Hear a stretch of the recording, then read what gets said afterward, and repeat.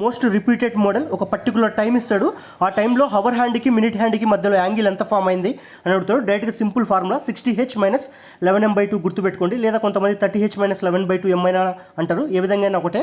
And డైరెక్ట్గా H అంటే ఇక్కడ హవర్, ఎం అంటే మినిట్.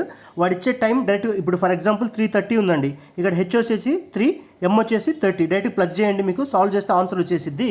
అండ్ ఇంకొక కాన్సెప్ట్ ఏంటంటే ఏ యాంగిల్ అయినా ఎక్సెప్ట్ 0 degrees అండ్ 180 degrees తప్ప మిగతా అన్ని యాంగిల్స్ కూడా ఒక 1 అవర్లో 2 times మీట్ అవుతాయి. ఇవి మాత్రం ఓన్లీ 1 టైమే మీట్ అవుతాయి.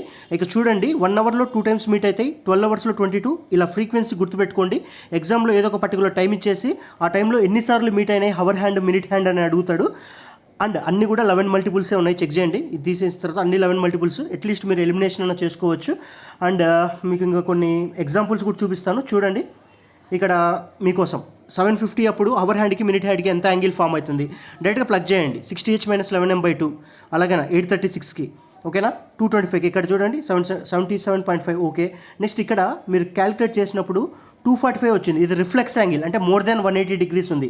అలా వచ్చినప్పుడు ఏం చేస్తారు, 360లో నుంచి దాన్ని సబ్ట్రాక్ట్ చేసేయాలన్నమాట. 360లో నుంచి సబ్ట్రాక్ట్ చేయండి. ఇక్కడ కూడా చూడండి రిఫ్లెక్స్ యాంగిల్ వచ్చింది. అలాంటప్పుడు ఏం చేస్తారు, ఇది 180 degrees కంటే ఎక్కువ ఉంది కూడా 360లోంచి సబ్ట్రాక్ట్ చేయండి. ఇదే ద యాంగిల్ బిట్వీన్ 2 hands ఎప్పుడు కూడా లెస్ దాన్ 180 ఉండాలి. మోర్ దాన్ 180 ఉన్నప్పుడు దాన్ని 360లోంచి సబ్ట్రాక్ట్ చేయండి. This is model 1, very important. Next model వేరే షార్ట్లో చూద్దాం.